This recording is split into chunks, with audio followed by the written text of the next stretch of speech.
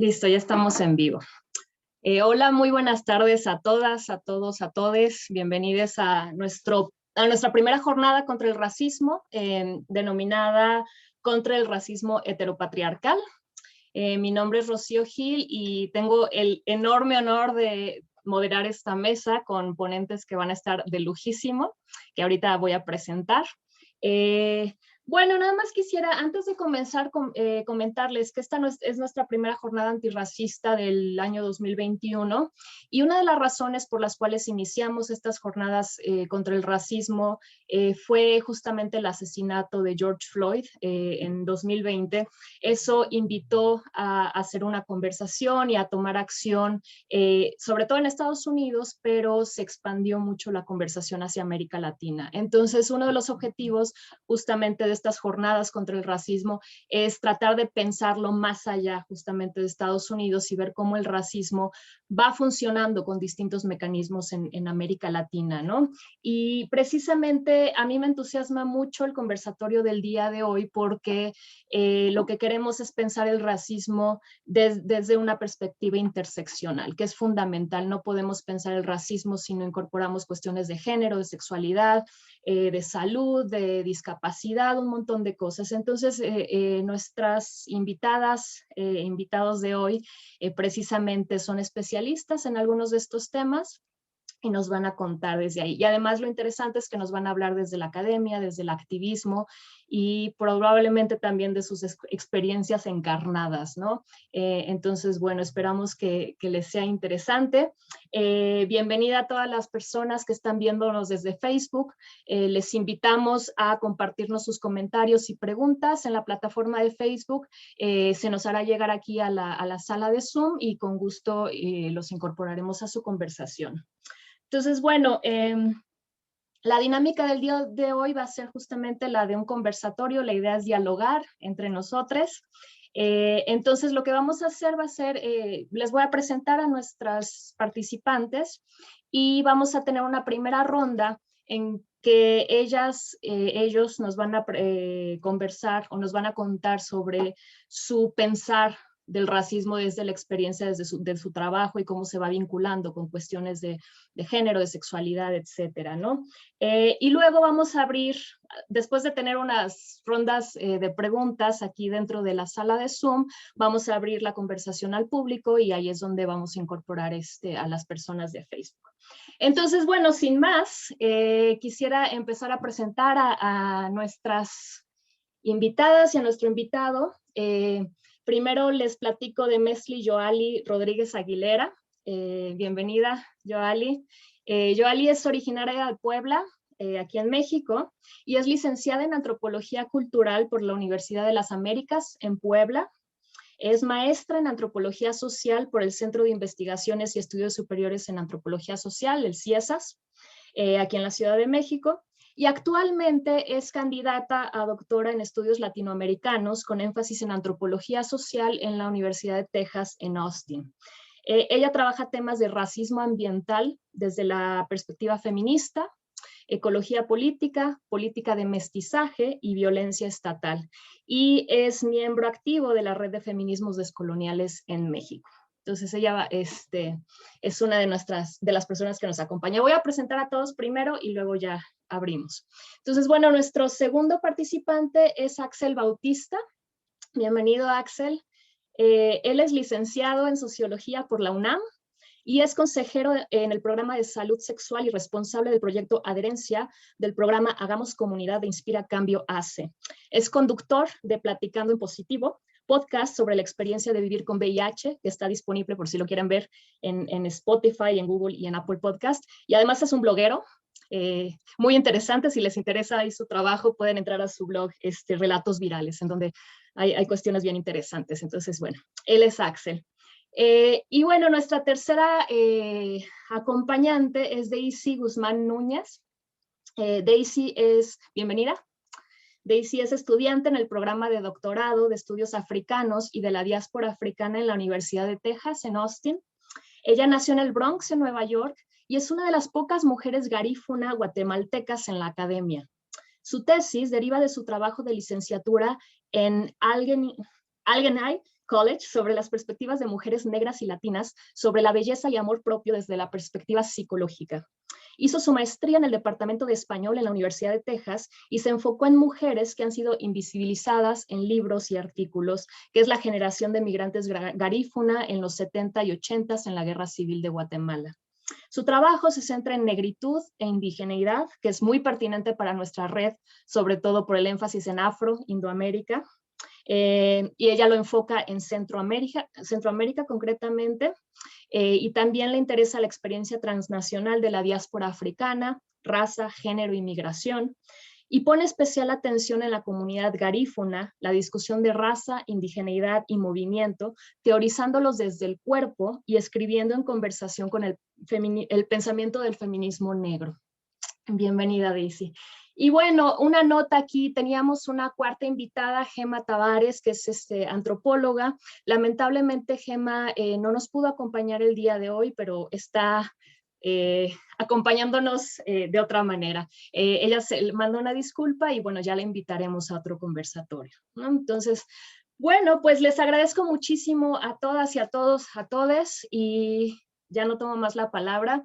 Tal vez podemos empezar en el orden en el que les presenté. Entonces, Joali, pues, ¿por qué no nos platicas un poquito cómo piensas tú el racismo desde tu trabajo, desde tu experiencia y desde tu activismo? Te doy la palabra. Bueno, primero que nada, muchas gracias por la invitación. Es un honor estar aquí y también estar acompañada de Daisy, que también compartimos. Así ahorita estamos transnacionalmente el espacio de Austin y ahora entonces eso también me gusta. Pues yo estoy, como bien lo dijiste, estoy trabajando el tema de racismo ambiental. Es decir, el racismo ambiental es un concepto que surge en los 70s en el marco de Estados Unidos de movimientos de justicia ambiental. Y básicamente a lo que refiere es cómo políticas de medio ambiente y prácticas de medio ambiente afectan desproporcionalmente a personas racializadas. Lo interesante aquí es que en Estados Unidos, bueno, está esta categoría de personas de color, que básicamente son todas aquellas personas no blancas, pero a mí me interesaba conocer cómo sería en el contexto de México, en un contexto donde a partir de la fundación del Estado-Nación mexicano, con el mito del mestizaje, de todos somos mestizos y todos somos una mezcla, y este gran como mito desde José Vasconcelos, que al final pues tiene raíces profundamente antinegras, antiindígenas, y donde es básicamente un proyecto de blanqueamiento. Entonces, pensando en esto, ¿cómo funciona el racismo ambiental en un contexto donde sistemáticamente se niega el racismo a partir de este mito de mestizaje, pero a la vez lo podemos ver concretamente por ejemplo, en daños ambientales? Entonces, lo que yo estoy viendo es en las lagunas de Chacagua, que muchos de ustedes seguro conocen, en Oaxaca. Entonces, es como estas lagunas de Chacagua están pasando por un ecocidio, es decir, están muriendo lentamente debido a proyectos gubernamentales mal planteados, debido a empresas transnacionales que están tirando desechos tóxicos. Es decir, es multifactorial debido a los pesticidas, pero las comunidades que viven alrededor son mayoritariamente afromexicanas, indígenas y mestizas, pero sobre todo afroindígenas. Entonces, lo que yo quiero ver es cómo finalmente esta teoría, esta ideología de mestizaje, que es una ideología de blanqueamiento, no solo es una ideología como abstracta del Estado y de identidad, sino realmente tiene consecuencias concretas en territorios. Por ejemplo, en eliminación, en desposesión de territorio, pero en este caso es una desposesión de territorio por contaminación. Entonces, como el legado del colonialismo, de la colonialidad en América Latina, es a partir del Estado-Nación, pero esta desposesión es parte del racismo que se vive cotidianamente. O sea, la desposesión de territorio es parte del colonialismo y del racismo que se vive cotidianamente. Y en este sentido, pues lo que está sucediendo en las lagunas de Chacagua es solo una muestra de cómo hay una desposesión de territorios, de geografías racializadas, a partir del proyecto de mestizaje, de blanqueamiento. O sea, este blanqueamiento no solo es de los cuerpos humanos, sino también de los cuerpos no humanos, en este sentido, la naturaleza. Y yo creo que en ese sentido es muy importante para mí, y yo creo que para muchos de los activistas que están haciendo pues gran trabajo antirracista en las comunidades, desde las comunidades, pero también aquí en la ciudad, pues de pensar cómo podemos pensar el racismo y el antirracismo en el contexto de mestizaje. Y creo que hace falta hacer un análisis más profundo de cuál es la relación, por ejemplo, de todos los proyectos de extractivismo que están actualmente en el país, desde el Tren Maya hasta pasando por todas las hidroeléctricas, las mineras, los gaseoductos, todos estos proyectos de extractivismo tienen profundamente un componente de racialización, o sea, cuáles son los territorios que finalmente están siendo desposeídos, pues son en la mayoría territorios de población indígena, afroindígena o de mestizos pobres. En este sentido, creo que yo en mi trabajo, a partir de mi trabajo, quiero hacer una contribución a este debate de cómo todos los proyectos de extractivismo no son solo a nivel como de medio ambiente y demás, sino en sí tiene una raíz profundamente de racialización y que pues esta desposesión es un legado del colonialismo y que está también ligado con la ideología de mestizaje y de blanqueamiento y que se ve concretamente a partir de estas políticas. Y creo que nos toca a muchas de las personas que estamos aquí, sobre todo las personas que no somos ni indígenas ni afro, tenemos una responsabilidad muy grande en esta lucha antirracista de denunciarlo y también pues de hablar del privilegio también como racial, étnico de las personas mestizas y blancas y blanco-mestizas en México.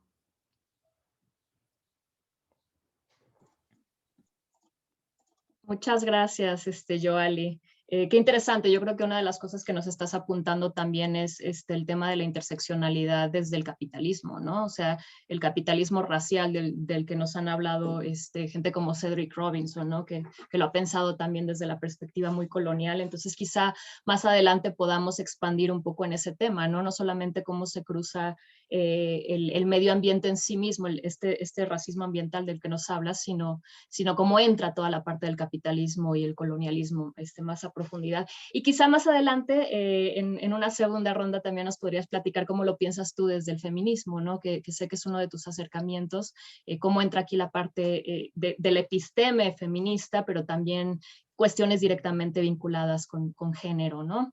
Entonces, pero bueno, voy a seguir a la siguiente persona, que es Axel. Axel, tú trabajas mucho desde el tema de sexualidad, la salud, enfermedad, entonces quizá nos pudieras comentar un poco de tu trabajo y cómo piensas tú desde ahí el tema del racismo. Hola, Rocío. Primero que nada, pues también muchas gracias a todas y a todos los que están, y a todos también los que estén aquí en esta charla. Como bien, sí, como mencionaste, como habías presentado, bueno, y gracias por haberme invitado, definitivamente me siento muy contento y es un honor, sobre todo porque escucho a las compañeras con doctorados y maestrías y yo, bueno, con licenciatura. Está súper bien, está súper bien. Pronto estaré también solicitando alguna maestría o algún doctorado, porque precisamente uno de los temas que a mí me interesa muchísimo y desde que tiene que ver con el trabajo que estoy haciendo, pero también con experiencias personales que yo he atravesado y que me he dado cuenta que es lo que ha guiado mucho el trabajo que estoy haciendo, es precisamente el tema de la salud y la enfermedad, la sexualidad, pero también el tema de la racialización y el racismo. O sea, yo sí creo que siempre hay una cuestión personal que va orientando la forma en la que hacemos nuestro trabajo, ¿no? Y por eso es que cuando, por ejemplo, yo ahorita en la organización con la que estoy colaborando, con la que estoy trabajando, que se llama Inspira Cambio AC, donde trabajamos con temas de salud sexual y VIH, sobre todo enfocado a población LGBT, o sea, mujeres lesbianas, bisexuales, hombres gays, bisexuales y población trans, eh, pues sí, hemos intentado y estamos intentando tener una perspectiva desde la interseccionalidad, sobre todo desde un enfoque de género, pero también desde la lucha antirracista, sobre cómo entender la cuestión del acceso a la salud, los tratamientos y la sexualidad específicamente, ¿no? Yo voy a hablar un poco también desde lo que yo he reflexionado y he estado reflexionando en los últimos días, porque también son reflexiones que constantemente van saliendo al calor de las discusiones en Twitter, al calor de las discusiones con otras compañeras y compañeros activistas sobre lo que implica, por ejemplo, el vivir con VIH, ¿no? Sobre lo que implica, por ejemplo, el ser una mujer lesbiana o un hombre gay en México y ser racializada, racializado, racializada, ¿no?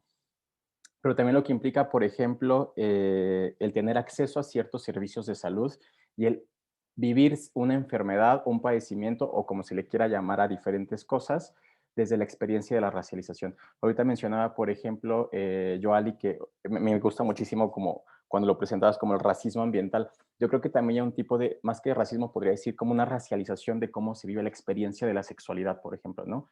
O sea, hace poco yo, por ejemplo, tuiteaba algo muy interesante y en realidad lo tuiteé como para crear un poco de polémica y discusión y me pareció muy interesante cómo la gente, en este caso la comunidad de hombres homosexuales tuiteros en México, reaccionaron frente a esto, que fue decir, usar la palabra chacal es una palabra racista. ¿No? No sé si aquí conozcamos qué es la palabra chacal, pero la palabra chacal en México particularmente significa este hombre homosexual regularmente, no siempre, o con una apariencia masculina que puede dar como este apariencia de ser heterosexual, que no necesariamente es afeminado y que regularmente siempre tiene características que tienen que ver con alguien eh, indígena, eh, de piel oscura, con rasgos indígenas estereotípicamente, y es tosco, fuerte, no sé qué tanto. Hubo una reacción muy fuerte en redes sociales porque la gente decía como, no, ¿cómo puedes decir eso? Ahora ya nos tenemos que cancelar todas las palabras, claro que no es racista, hay que reivindicar la belleza masculina de los hombres indígenas, de los hombres morenos, no es cierto, estás como malinterpretando.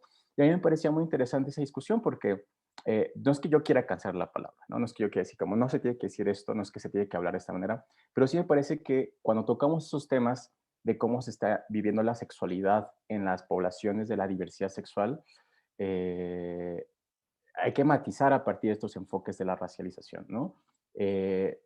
Porque es bien cierto que cuando uno se refiere al chacal se refiere a ciertos sectores de la población que tienen que ver con clases medias y bajas y con ciertos tonos de piel que no necesariamente se le van a escribir a otra persona, ¿no? Entonces ya implica una clasificación de las corporalidades, pero también de los placeres, porque esa persona que es el chacal, que podría ser muy comparable con esta idea del hombre negro en otros lugares, solamente es hipersexualizado, solamente funciona para ciertas cosas y solamente sirve para ciertos fines de placer que no necesariamente se le atribuyen a otro tipo de corporalidades, ¿no? Eso es, por ejemplo, por un lado.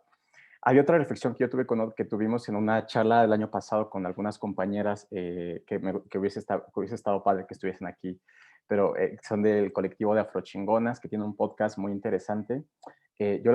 Tuvimos una plática en un conversatorio que tuvimos desde Inspira sobre precisamente racismo y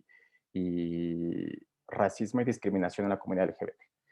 Y una de las discusiones que me parecía y que yo me quedé pensando muchísimo fue precisamente cómo el placer, el acceso al placer y el acceso a la libertad de tu sexualidad está atravesada por una racialización que se nos inculca y se nos educa desde niños y desde niñas, ¿no? Desde niñas. O sea, eh, por ejemplo, una de las compañeras, y yo me identifiqué mucho con esa experiencia, decía como, yo siempre crecí sintiéndome feo o fea, ¿no? Por ejemplo, porque siempre se asoció que mi tono de piel o mis fenotipos o lo que yo represento no es una belleza hegemónica a la que yo puedo, o sea, no implica esta belleza hegemónica, por lo tanto, ciertas eh, experiencias de vida, ciertas experiencias de placer no iban a ser como un derecho para mí, ¿no?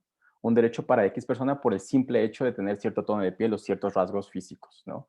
Entonces, me parece que esos son pequeños detalles que a mí me gusta mucho trabajar desde el trabajo, desde lo que yo hago, ¿no? Desde también una experiencia sociológica y antropología que he hecho en la carrera y en el trabajo, de cómo estos pequeños planos que a veces son, o pequeñas realidades que son como, ah, sí, como a quién le importa hablar del placer desde ese enfoque, a quién le importa hablar desde la sexualidad desde ese enfoque, podemos encontrar cómo el racismo intersecta culturalmente en esos planos de la realidad y que realmente afectan a miles y miles y miles de personas, ¿no? Y para cerrar, por ejemplo, otro de los temas que yo les mencioné que a mí me interesaba muchísimo, que es el tema del VIH. Yo yo soy una persona que vive con VIH y me parece muy, o sea, creo que no se ha investigado mucho de eso. Por ahí sé que algunas investigaciones del CIESAS en antropología están haciendo la investigación en personas que viven con VIH, personas indígenas que viven con VIH, pero no, hasta ahorita no ha habido como una investigación ni una como que nos lleve a demostrar en este país, en México, porque en Estados Unidos hay como más investigación al respecto, de cómo la experiencia de vivir con VIH está también totalmente racializada y yo creo que sí. O sea, las personas que están adquiriendo el VIH hoy en día están siendo personas, si hacemos como una gráfica o hacemos una investigación, unas estadísticas, yo estoy seguro que las personas tienen cierto tono de piel más oscuro, tienen ciertos contextos y orígenes que tienen que ver no solo con clases, sino también con origen étnico y origen, bueno, con una experiencia de racialización, porque no quiere decir raza, porque pues ya sabemos que la raza solo es un constructo social que realmente tiene consecuencias muy graves, pero no quiere decir que exista como tal, ¿no? Entonces, creo fervientemente que la experiencia de vivir con VIH está totalmente racializada. Y ese es un pequeño ejemplo, la epidemia de VIH, de cómo toda la salud y la enfermedad están completamente, y el acceso a la salud están completamente racializadas en este país y en América Latina, bueno, en el mundo en general, pero pues ahorita me voy a centrar aquí con México, ¿no? Y es algo que no estamos viendo, solamente decimos que sí, la pobreza, sí, esto es importante, pero me parece que hay que indagar eso, que le da un contexto mucho más fino a la investigación y que no lo estamos todavía como develando. Muchas gracias, Axel. Nos das un panorama que nuevamente nos lleva a pensar en justamente el vínculo de la clase, ¿no? Con todo esto, porque cuando hablas de acceso estás hablando en cierta medida también con el tema no solamente de la clasificación en sus dos sentidos, no cómo etiquetas las identidades, sino cómo clasificas en términos de clase, ¿no? Y muy importante, yo creo, el énfasis en la racialización como un proceso, ¿no? Y como una construcción social que va adjudicando justamente esas etiquetas y va sumándole relaciones de poder y de dominación, ¿no? Entonces yo también voy por usar el término racialización más que raza, ¿no? Y que no haya razas no quiere decir que no haya racismo precisamente y que no haya racialización. Y también una parte importante que nos mencionas, que ahí nos lleva directamente al trabajo de Daisy, yo creo, que tiene que ver con la belleza, ¿no? Y el placer y cómo se va construyendo el deseo, ¿no? Y cómo se conciben estos cuerpos hegemónicos, sexualizados, racializados, generizados, clasificados, etcétera, etcétera, ¿no? Entonces, es una transición linda para que Daisy nos platique de eso, cómo se entra este pensar sobre el racismo desde el cuerpo, desde la experiencia y también concretamente vinculando la experiencia afroindígena, ¿no? Entonces, Daisy, te doy la palabra. Buenas tardes. Ok, voy a empezar. Yo trabajo con el tema de las mujeres garífunas de Guatemala y su migración a los Estados Unidos. Pensando en este tiempo, en los años 80, tenemos que pensar en la idea de la imposibilidad de tener mujeres negras viniendo de Guatemala a México a los Estados Unidos o desde Guatemala a los Estados Unidos. Había un pensamiento que no había gente negra en Centroamérica y todavía eso es un concepto y un estereotipo que está en las redes sociales, también en televisión, porque no pueden pensar en alguien de México, de Guatemala, de Panamá, de Nicaragua o de Honduras como una persona negra que ya estaban ahí, que no son los caribeños que vinieron con la construcción del canal, la construcción de la plantación de frutas, ¿verdad? Pensando en los garífunas que estaban ahí antes que Guatemala se convirtiera en Guatemala, porque ellos estaban ahí antes que se convirtió en una nación y todavía se mira como si los garífunas están llegando, pero no están llegando, es un tierra que son de ellos, ¿verdad? Y eso es como tenemos su discusión indígena, pero también tenemos su discusión negra que siempre está contra la nación, contra la política. Cuando hicieron ese pacto de paz, era un pacto que tenía que beneficiar a la gente indígena, pero ¿qué pasa con la gente garífuna? Que también son indígenas, pero también son negros, pero los negros no tenían ese acceso a ser ciudadanos o considerados ciudadanos oficiales, ¿verdad?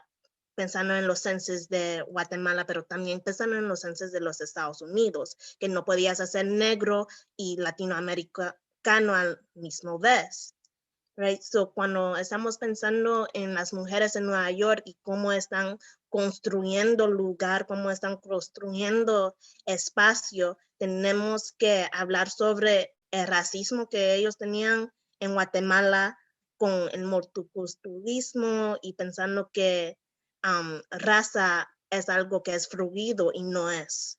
Y viniendo a los Estados Unidos, cuando se tiene que hablar desde la historia de esclavitud, que es una experiencia que ellas no tienen, y cómo tienen que navegar todas esas conversaciones a la misma vez, ¿verdad? Porque la experiencia negra en los Estados Unidos no es la experiencia de las mujeres garífunas, pero también cómo ellos pueden explicar su vida, cómo ellos pueden relacionar lo que está pasando en los Estados Unidos, pero también ir para atrás a Guatemala y tener esa conexión transnacional, porque ellas están en los dos lugares a la misma vez, pero también están desafortunadamente peleando y liando para sus derechos en los dos lugares a la misma vez. So, mi proyecto quiere ver cómo esas mujeres están formando comunidad, están todavía manteniendo la cultura que algunos historianos, algunos antropológicos piensan que se está muriendo, porque no se está muriendo, se está cambiando a relacionar esa comunidad que ahora es transnacional e internacional, ¿verdad? So, con mi proyecto trabajo con las mujeres aquí en Nueva York. También estoy aprendiendo garífuna y también estoy en una organización, la Fuerza Garífuna, que quiere ayudar a continuar esta conversación entre la juventud y los que ya están en la tercera edad, de cómo podemos seguir hablando y empujando la cultura garífuna adelante en Nueva York y cómo podemos comunicar con otros garífunas en los Estados Unidos, pero también en Centroamérica, viendo cómo están perdiendo tierra en Honduras y en Guatemala para organizaciones de Canadá, de Francesa, de Inglaterra, que quieren tomar la tierra garífuna. Y lo que pienso sobre estas conversaciones que están pasando ahora después de el asesinato de George Floyd es que podíamos tener estas conversaciones años antes con las muertes en Honduras, en Guatemala, en Panamá, en Colombia, en Brasil, cuando todas esas personas negras están muriendo en espacios que pensamos que son paraísos y no son. So, hablando desde Latinoamérica a los Estados Unidos, en vez de hablar de los Estados Unidos a Latinoamérica, es lo que yo quiero hacer desde las perspectivas de estas mujeres. Muchas gracias, Daisy. Qué interesante y qué importante, porque lo que nos estás planteando tiene que ver con múltiples cruces de fronteras, ¿no? Que tiene mucho que ver con la interseccionalidad, pero también nos estás hablando como de estos distintos mecanismos del racismo que hay que explorar a través de esos cruces de frontera, ¿no? ¿Qué significa ser afroindígena, latinoamericano en Estados Unidos, ¿no? O sea, ahí hay que repensar continuamente al racismo. Muchas veces se piensa que se tiene la definición y ya está, y no, lo que hay que ir a entender es justamente esos mecanismos, porque la resistencia tiene que irse articulando con esos mecanismos.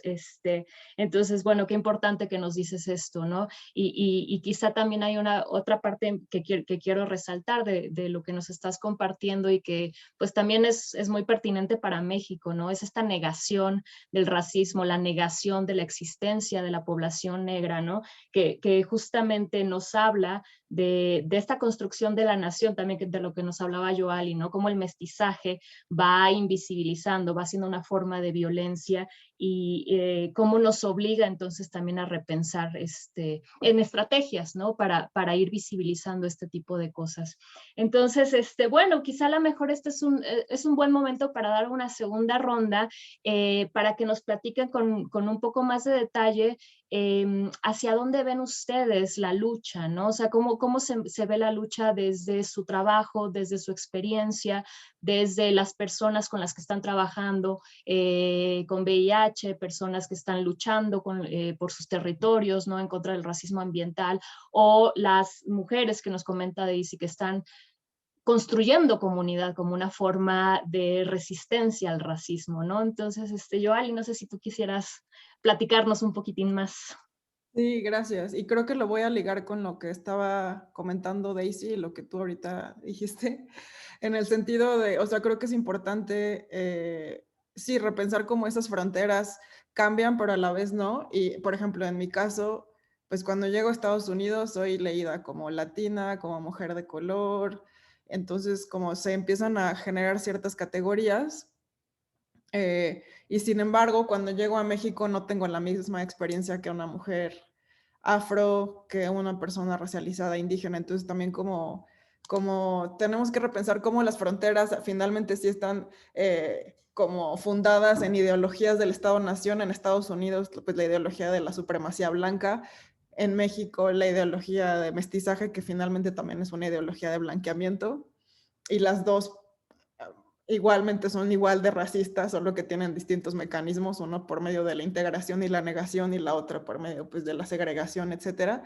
Pero creo que es importante en ese sentido pensar cómo nuestros cuerpos, como cruzando fronteras, son leídos de distintas formas y tienen efectos distintos. O sea, en Estados Unidos, pues sí he vivido racismo, pero en México es muy rara la vez. Bueno, sí lo puedo vivir, pero solo en espacios como de personas blancas, o sea, eurodescendientes, pero sin embargo no vivo el mismo racismo, ni mi experiencia se puede comparar con alguien, con una persona afromexicana o indígena. Entonces, como, o sea, pensar cómo esos cruces de fronteras finalmente también somos leídos de distinta forma y tienen efectos distintos. Y en ese sentido creo que la lucha antirracista, por una parte, creo que tiene que ser transnacional. Creo que hace falta mucho trabajo de traducción como política, porque creo que a pesar de que pues Estados Unidos está aquí a la vuelta de la esquina y puede haber muchísimos diálogos como antirracistas y pues de experiencias de resistencia, muchas veces por el idioma, etcétera, incluso creo que hay mucho estereotipo respecto a Estados Unidos, así como el imperio, y sí, sí es el imperio, pero también creo que no es tan parejo, o sea, como aquí también en México hay mucho norte, o sea, las élites de México y las élites latinoamericanas también son descendientes de europeas, también son blancas, también son de clase alta, etcétera, o sea, como que hay ciertas cosas hemisféricas que atraviesan todo el hemisferio y creo que la lucha antirracista en ese sentido tendría que empezar a tomar en cuenta como estos diálogos hemisféricos justo para pensar en estrategias y propuestas que se están haciendo, por ejemplo, desde los feminismos negros en Estados Unidos, los feminismos también de las propuestas desde los estudios nativoamericanos o incluso desde ciertas feministas de color o del tercer mundo que están dialogando con, no sé, feminismos descoloniales desde América Latina. Por ejemplo, yo soy una persona no binaria, creo que eso también es importante decirlo, me identifico como no binaria fem, y en ese sentido, pues eso también cambia. Creo que parte de la colonialidad del género de la que hablaba María Lugones es que con la colonización se construye el género entre hombre y mujer y se empiezan a crear binarismos eh, en las que finalmente estos binarios que hasta la fecha siguen y que ahora los vemos violentamente, pues también por una corriente del feminismo con la que no comparto, que es trans excluyente. Creo que esto es parte de los reflejos de cómo la colonialidad del género sigue operando en los cuerpos en América Latina y en el mundo en general. Entonces creo que una lucha antirracista también tiene que ser anticolonial y en ese sentido respecto al heteropatriarcado, entonces una lucha antirracista tendría que ir más allá del binario colonial del género, del que hablaba María Lugones. Tendríamos que pensar en los cuerpos que no entran en estos binarios, como el mío, como el de las personas trans, el de las personas no binarias, a género, o sea, como que hay toda una como experiencia que va más allá de pues sí, del binarismo de género. Entonces creo que esto también es importante decirlo, que si queremos pensar en un antirracismo, tenemos que ir contra este racismo heteropatriarcal. Ahí mismo lo dicen, ¿no? Heteropatriarcal, finalmente ahí se está reconstruyendo este binarismo que es colonial. Creo que entonces, además de ser transnacional, tenemos que ir contra estas construcciones de género. Pienso, por ejemplo, en el trabajo de Oyeronke Oyegumi, que tiene este libro que se llama La invención de las mujeres. Es una filósofa nigeriana donde en su libro finalmente dice que la categoría de mujer en sí también es una es una construcción colonial, porque antes, por ejemplo, ella habla desde la experiencia, el estudio que hace en Nigeria, la forma digamos, de organizar el mundo no era a partir del género, sino era de la edad. O sea, la categoría mujer, finalmente, y la construcción de género también o sea, las relaciones de género también son una construcción colonial. Y como en otras sociedades, el género no era la parte central de la organización social, sino era la edad, eran otras perspectivas. Entonces, creo que si queremos ir contra un heteropatriarcado racista, etcétera, uno, tenemos que romper las fronteras, porque si seguimos como metodológicamente reproduciendo nacionalismos y regionalismos, pues también estamos finalmente confirmando el proyecto del Estado-Nación, al decir, sí, nosotros somos México. O sea, pensando también en lo que decía Daisy, de cómo mujeres garífonas y muchos centroamericanos cruzan por México, etcétera. O sea, toda esa xenofobia, racismo, finalmente estamos confirmando el proyecto de los Estados-Nación. Entonces creo que tenemos que ir más allá de las fronteras para generar diálogos transnacionales por una parte, y por otra parte tenemos que empezar a deconstruir los binarios de género que finalmente son una construcción colonial, y además pues que sabemos que los cuerpos no binarios han existido ancestralmente en estos territorios y en todo el mundo. O sea, siempre hubo figuras que iban más allá del binario del género antes de la colonia. Entonces, está en los códices, está en los archivos. Entonces, finalmente, como siento que una resistencia anticolonial, antipatriarcal y antirracista, pues, por ejemplo, mucho podemos hablar y aprender de las mujeres negras trans, que ellas han sido de las mayores líderes del movimiento queer, gay, etcétera, en el mundo, empezando por Marsha P. Thompson, por ejemplo, por decir una cosa, ¿no? Entonces, un hombre. Y aquí en México, pues también tenemos muchísimas activistas trans, racializadas, Lía García, etcétera. Entonces, como creo que esos son como dos propuestas que yo haría. Uno, el diálogo transnacional, y dos, ir contra el binarismo colonial de género. Híjole, Joali, me dejas con un montón de ideas bien importantes, ¿no? Estaba al principio, cuando estabas hablando, estaba pensando en el lenguaje, ¿no? La importancia tan solo, no solamente de esa traducción que nos hablas a nivel transnacional, a nivel organización, sino el lenguaje mismo, como la palabra chacal, ¿no? De la que nos estaba hablando Axel. ¿Qué poder tienen las palabras? Ese poder clasificatorio que va estableciendo las jerarquías, ¿no? Entonces también yo creo que se necesita una traducción también a nivel lenguaje. La lucha del lenguaje no es inútil para nada, ¿no? Y pensando también, qué interesante, porque muchas veces cuando se trata de pensar en el acercamiento interseccional al racismo, hay como este argumento de justo de las lesbianas o las personas gay también son racializadas, ¿no? Y ahí se queda. Y sí, bien, súper importante, pero tú nos estás llevando mucho más profundo y nos estás diciendo cuidado, porque la categoría misma, la división misma es colonial, ¿no? Y va un poco sobre la línea de los argumentos que hacía Aníbal Quijano, ¿no? Sobre el racismo con la colonialidad, que ahí medio le menciona el género en algún momento, aunque no se adentra, pero justamente es eso, ¿no? Cómo estas estructuras coloniales van persistiendo en nuestra sociedad, y entonces yo pues totalmente de acuerdo, la lucha tiene que ser profundamente interseccional, ¿no? Por eso pensamos en este conversatorio como eso, como un racismo heteropatriarcal, ¿no? Y faltó por ahí la palabra clase, porque es fundamental, o sea, y lo colonial, entonces hay que atacarlo por distintos lados, ¿no? El especismo, el extractivismo, o sea, está ruda la tarea, ¿no? Y quizá por eso necesitamos estas conversaciones colectivas para irlo desenredando. Pero bueno, Axel, ¿cómo lo piensas tú? Sobre todo quisiera también que reflexionáramos un poco sobre cómo se resiste desde el cuerpo, ¿no? Porque pensamos en lucha muchas veces muy desde arriba como movimiento social, pero también desde el cuerpo hay mucha resistencia, ¿no? Y creo que tanto tú como Daisy un poco le entran por ese lado, pero bueno, te doy la palabra, a ver. ¿Qué nos compartes en términos de la lucha antirracista, Axel? Bueno, antes la verdad es que sí, lo que dijo Joali fue como, oh my God, boom. O sea, hay cosas que yo también he pensado al respecto, creo que, y que me falta mucho trabajar, porque también son cosas que uno digo, órale, o sea, creo que es muy interesante lo que está trabajando, sobre todo desde, por ejemplo, el tema de la categoría mujer como una categoría racista y colonial, definitivamente la categoría hombre-mujer, o sea, son dos categorías que vienen aquí a imponer y a separarnos, y entonces a nosotros, como personas en general, y ahorita, por ejemplo, de la comunidad LGBT, que nos encanta categorizar todo y categorías, pues posiblemente también hay que cuestionarnos de dónde todas estas categorías están viniendo, ¿no? Y cómo podemos romperlas.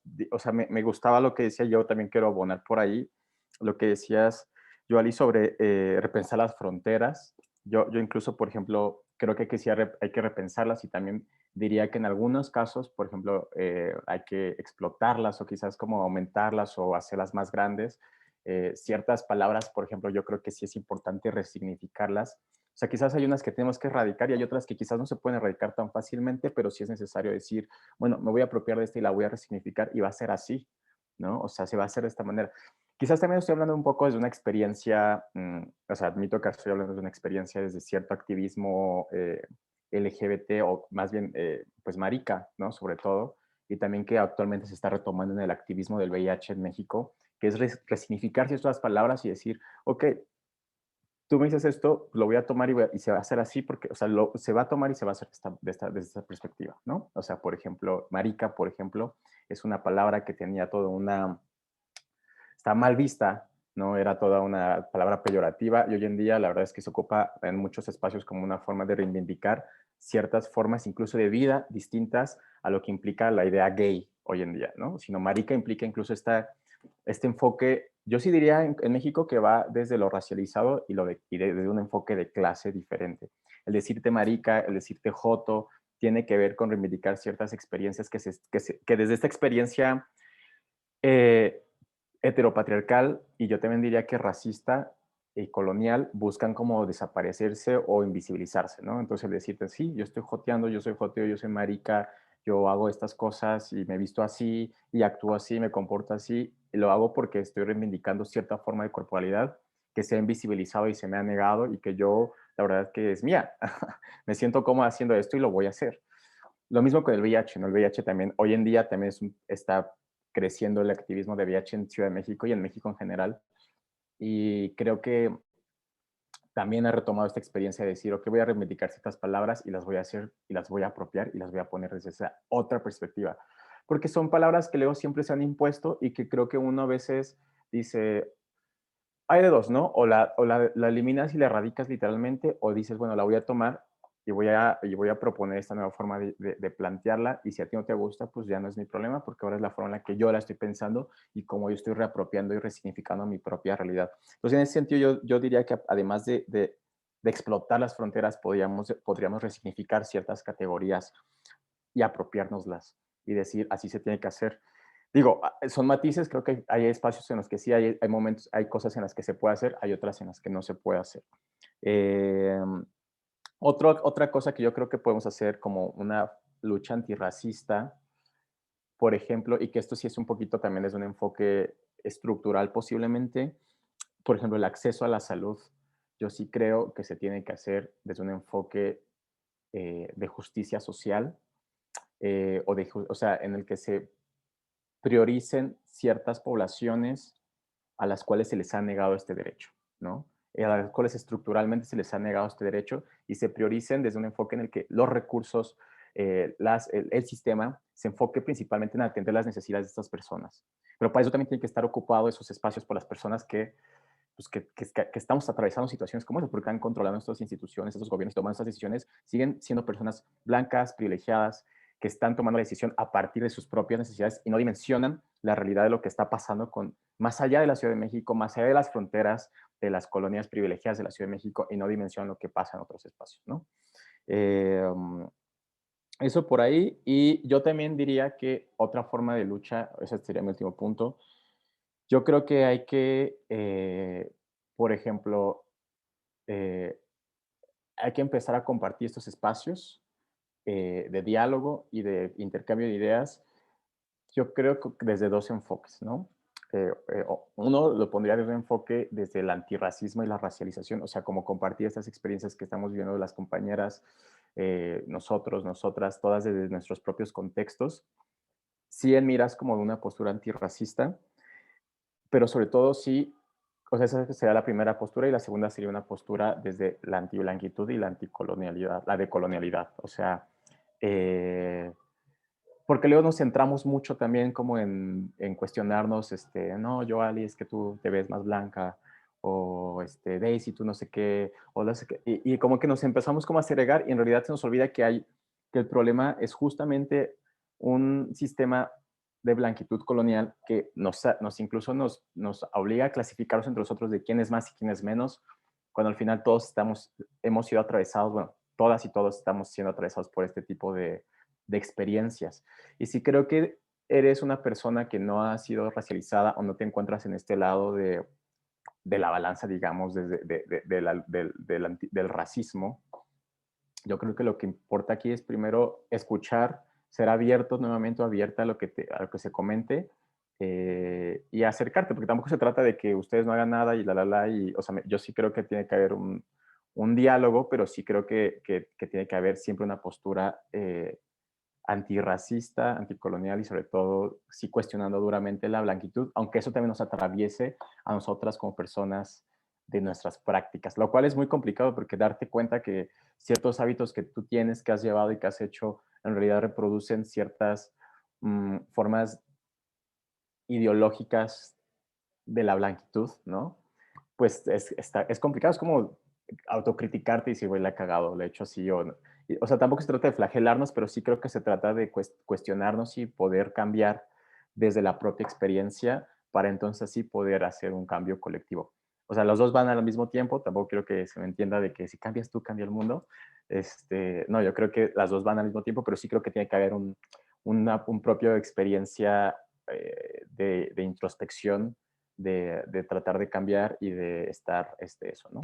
Y lo colectivo tiene que ser a partir, yo creo que no de la división, sino a partir de las diferencias, o sea, como en este caso, o sea, de las diferencias entendidas desde la racialización, lo que yo decía, ¿no?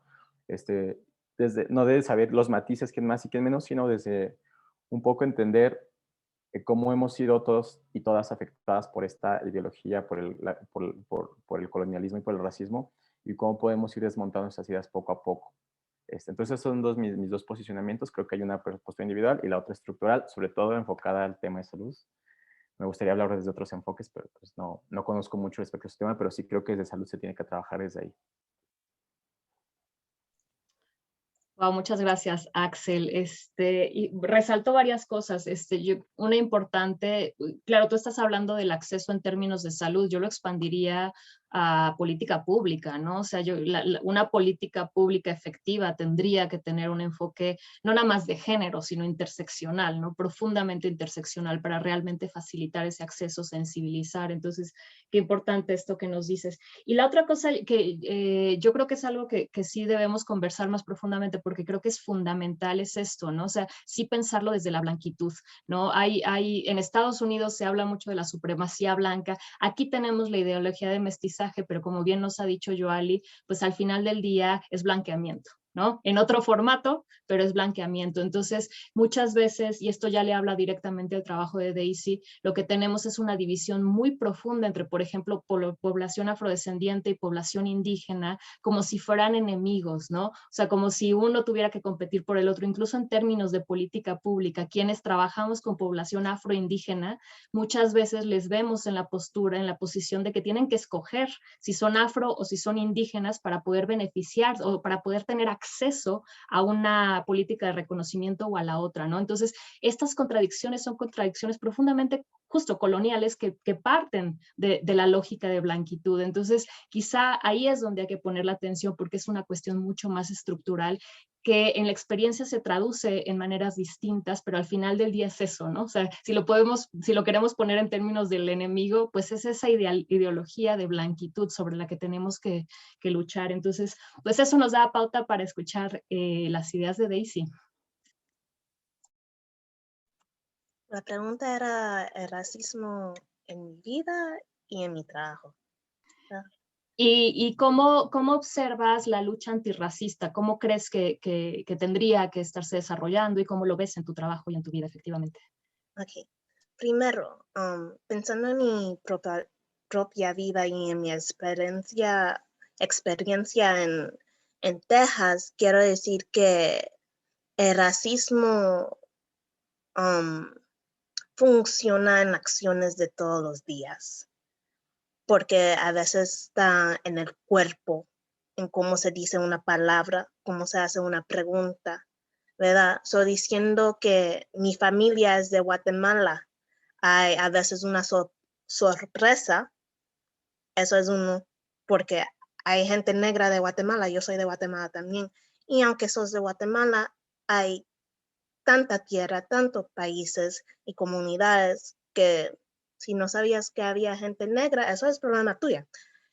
Y después hay esta idea de cuando gente de Centroamérica llegan a los Estados Unidos, hay una comunidad que todos somos uno ahora, somos centroamericanos, somos guatemaltecos aquí en los Estados Unidos, tenemos la misma experiencia y eso no es. Porque si yo estaba en mi país, no me ibas a hablar ni dar $1 para llamar a mi mamá si tenía una emergencia. So, tenemos que tener una política y un praxis consistente. Como actúas en tu país, vas a actuar aquí y lo vamos a seguir haciendo en los Estados Unidos y en Guatemala. So, si vamos a hacer una conversación de antirracismo, se tiene que hacer una conversación consistente. Y eso quiere decir que tenemos que incluir a Brasil también, tenemos que incluir a Haití también en esta conversación, porque no vamos a llegar a ninguna parte sin incluyendo esos dos países que han cambiado la conversación de racismo y antirracismo en toda Latinoamérica, empezando con las mujeres escritoras de Brasil y pensando con los militares y los que ayudaron a México, a Panamá y a los pueblos de Centroamérica construir su idea de libertad, ¿verdad? Cuando pensamos en libertad y antirracismo y racismo en Latinoamérica, tenemos que empezar qué pasó con Haití. Y en mi trabajo, para pensar en qué es racismo, qué es raza o la etnicidad en Guatemala, lo estoy haciendo desde la perspectiva de una mujer negra, una mujer garífuna, y qué es pensar en la ciudad, en la política, en inmigración de esas perspectivas. Porque las mujeres negras en Guatemala no tienen un acceso a recursos, al dinero en la ciudad como todos quieren pensar, aunque las mujeres garífuna sí son líderes en sus pueblos. ¿Qué pasa cuando ellos se van desde sus pueblos? ¿Verdad? Y hay mujeres que vienen a los Estados Unidos que tienen una experiencia de migración diferente de mujeres garífuna, y eso no quiere cambiar la expresión o decir que uno es más peor que el otro, pero cuando las mujeres llegan aquí a los Estados Unidos, fenotípicamente negra, pero no hablan inglés, eso es otro nivel de racismo que pasa todos los días. Y después tenemos hijos que ya no hablan español porque quieren hacer más americano. Tenemos hijos que no saben que son de Centroamérica porque quieren hacer más americanos. Y después cuando le preguntas si son afroamericanos, van a decir tal vez que sí, van a decir tal vez que no. Pero para los garífunas, ellos pueden ser africanoamericanos, caribeños, afrolatinos, centroamericanos o puramente garífuna, porque para ser garífuna es ser africano de las Américas.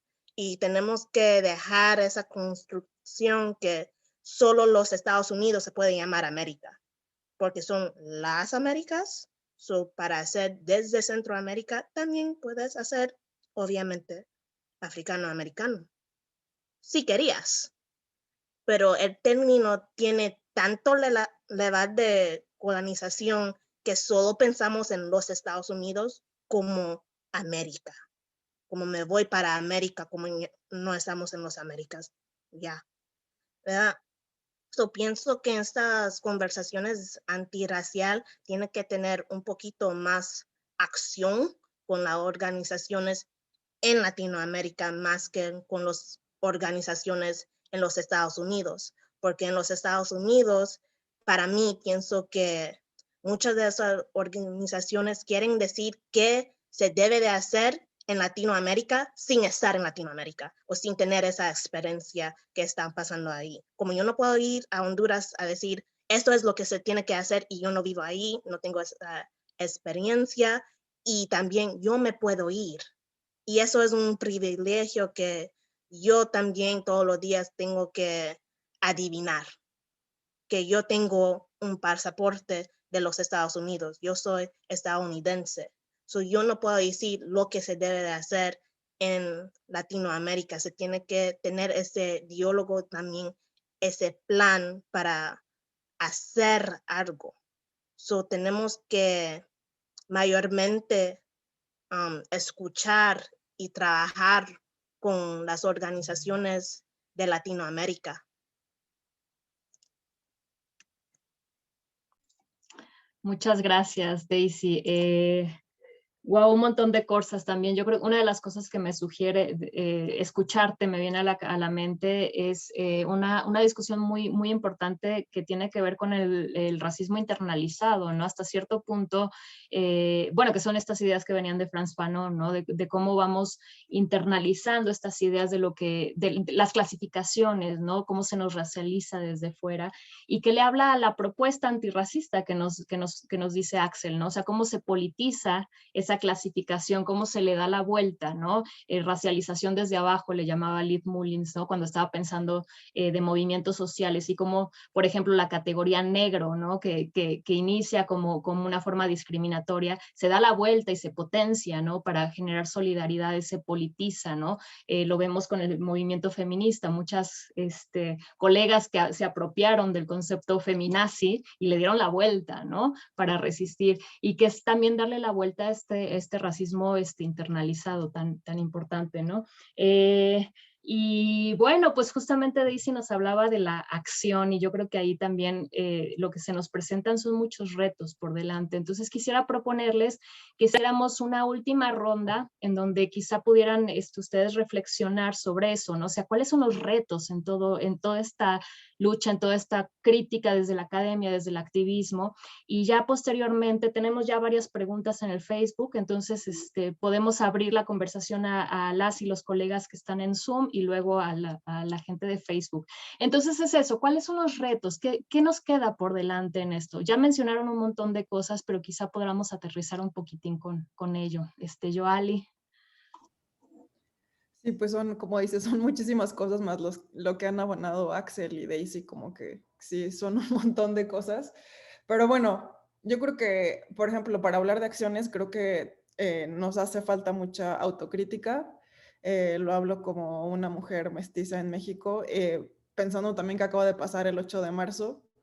Creo que tenemos que hacer una crítica a los feminismos hegemónicos liberales que centran de nuevo solo el género, o sea, para también relacionarlo con lo último que estaba diciendo, donde la categoría de género o la categoría de mujer se vuelve central en la lucha feminista, y sin embargo, pues creo que tenemos que pensar, así como hay crítica en Estados Unidos a los feminismos blancos, creo que también se hace una reproducción de los feminismos blancos en América Latina, en donde se centran las mujeres mestizas, blanco-mestizas y blancas de la ciudad, de clase media y alta, y no tienen diálogo ni tienen idea de lo que está sucediendo en comunidades con mujeres negras, indígenas, afroindígenas, racializadas.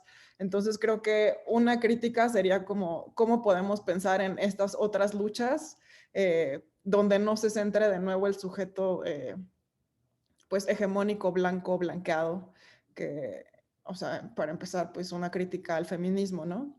Y las críticas que se han hecho desde los feminismos antirracistas afroamericanos y también desde los feminismos descoloniales en América Latina, como Yuderquis Espinosa o Chicuriel, que han hecho una crítica excelente desde República Dominicana, a cómo los feminismos pues finalmente tienen esta lógica, pues sí, blanqueada, donde el sujeto es una mujer, una mujer de clase media, de la Ciudad de México, O sea, como creo que una crítica hace falta y como decía Daisy, pues la acción sería justo aprender y lo que también dijo Axel respecto a la antiblanquitud, antiblanquedad, que yo creo que eso también es el otro truco de la ideología de mestizaje, que por una parte borra a la población afromexicana, afroindígena, para integrarla entre comillas, pero la otra cosa que hace, que yo he notado en los últimos tiempos, es que también la población que es blanca en México, o sea, eurodescendiente, que sus descendientes son de Europa, también se autodefinen como mestices. Y yo creo que pues también empezar a reconocer que hay gente blanca en América Latina, o sea, literalmente blanca, es parte también de empezar a reconocer pues esos legados coloniales que existen hasta hoy en día. Entonces creo que una es como, pues como también lo decía Axel, así como aunque sea incómodo, pues tenemos que reconocer los privilegios de cada quien y trabajarlos, aprender a escuchar. Creo que desde la academia tenemos que hacer otras dinámicas porque finalmente también, igual que en Estados Unidos que la academia es blanca, pues también en México, en América Latina, la academia sigue siendo blanca y blanqueada. Entonces, ¿cómo se pueden empezar también a abrir espacios para personas racializadas dentro de América Latina, tanto a nivel de estudiantes como de profesores y demás? Entonces creo que esas son esas acciones y también lo que decía Axel y lo que decías tú, Rocío, respecto a como políticas públicas donde, por ejemplo, el racismo en la medicina, el racismo médico al que se enfrenta muchísima gente, pues también es como, lo veo también en las lagunas de Chacagua, el poco acceso a la salud, a la educación, o sea, como que son problemas estructurales, pero que siento que la raíz finalmente es la ideología de mestizaje, donde, no, donde si hay problemas como la muerte de una laguna, y por consiguiente consecuencias a la población, pues al gobierno no le importa, pero si fuera, no sé, Cancún, donde están todos los blancos y los turistas blancos que vienen de Europa y demás, lo resolverían rapidísimo, sobre todo por el turismo y el extractivismo. Entonces, creo que acciones concretas es como posicionarnos abiertamente y con la responsabilidad de qué privilegios tenemos, tanto raciales, étnicos, como de clase, como de acceso a la educación, todo, pues escuchar, aprender a escuchar, tener relaciones más colaborativas y yo creo que la colectividad pues seguir cuestionándolo, o sea, como que no nos podemos quedar calladas incluso si es incómodo y, y eso, como ir contra la blanquitud y contra la colonialidad. Yo creo que gracias Joali, esa es una de las, creo yo, conclusiones fuertes que vamos sacando de este conversatorio, ¿no? Hay que incomodar.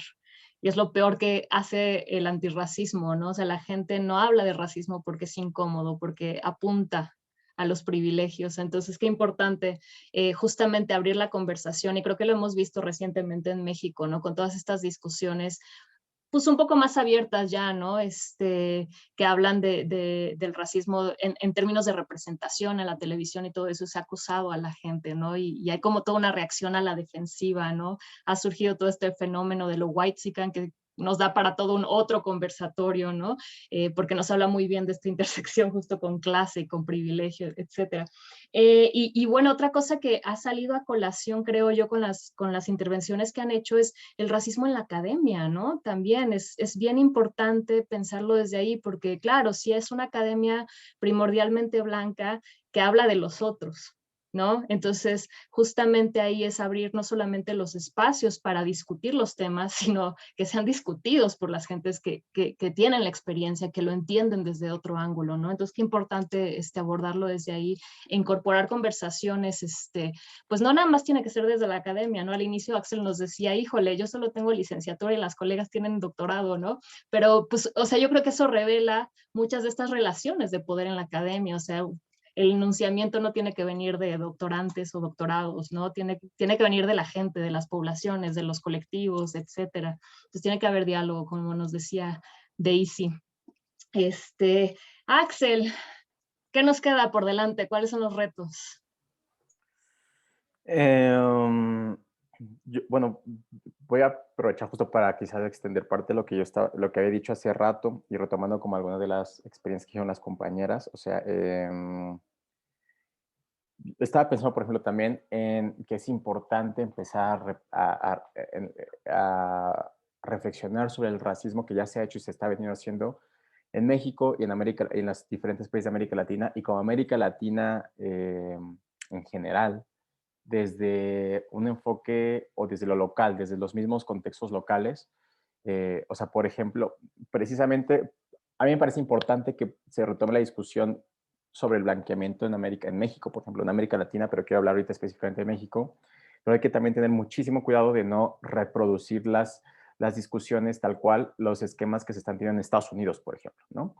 Porque pareciera, no son las mismas realidades definitivamente. O sea, precisamente aquí se cruzan otras cuestiones que la gente aquí todavía no sigue hablando de racismo, por ejemplo, ¿no? Entonces, venir a hablar, o lo estamos haciendo muy poquito a poquito desde ciertos espacios. Entonces, tratar de reproducir lo que está pasando allá, a mí me parece que también puede ser un poco de colonialismo es epistemológico desde donde, o sea, como, es que ya se está haciendo ya. Sí, pero aquí también hay ciertas realidades que tenemos que interpretar. O sea, como, digamos, eso no quiere decir que nos pongamos nacionalistas respecto a, tenemos que hablar de antirracismo mexicano, sino yo creo que tenemos que hablar desde un antirracismo de colonial y desde otra experiencia, desde otros conceptos que no tengan que ver necesariamente desde la experiencia que se está viviendo en Estados Unidos, aunque claro está que sí hay realidades que están pasando allá que nos permiten a nosotros entender cómo podríamos entender ciertas realidades acá, pero nada más, o sea, como sí me parece que hay que tener mucho cuidado y como creo que eso luego llega a pasar dentro de ciertos activismos antirracistas en México y en América Latina, como tratar de reproducir lo mismo.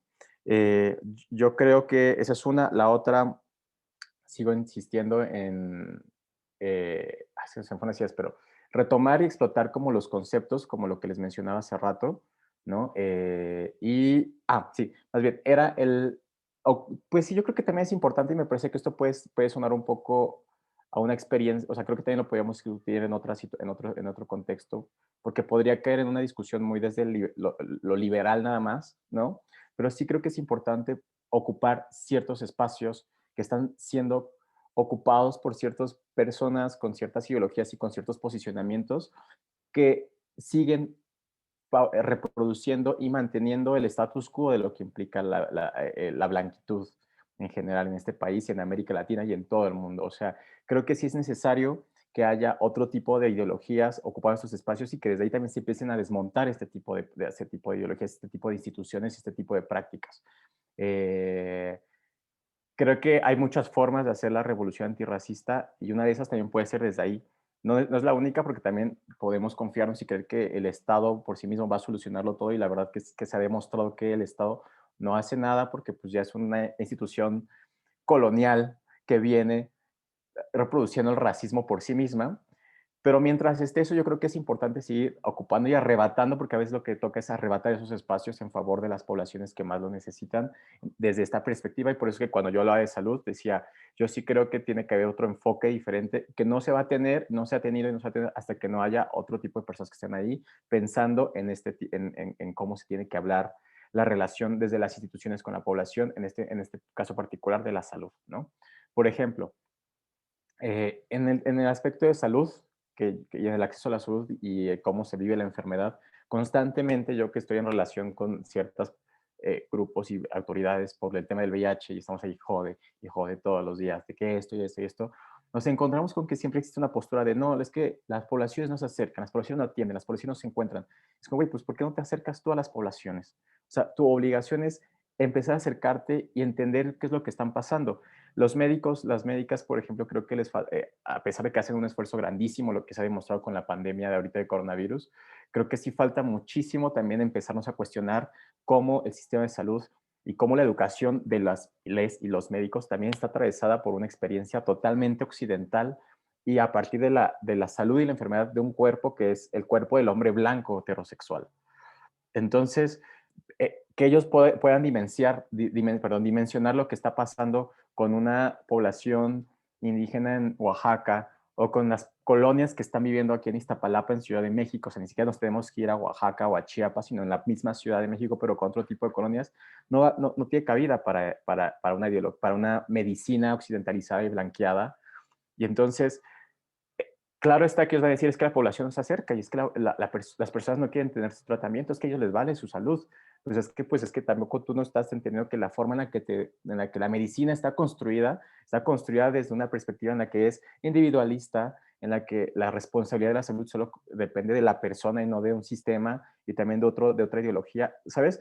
Como sí creo que todo esto tiene que cambiar radicalmente y por eso es que sí creo que a veces, digamos, mientras no haya un despojo completo del Estado, así, creo que es necesario empezar a romperlo poco a poco desde estos pequeños espacios, ¿no? Y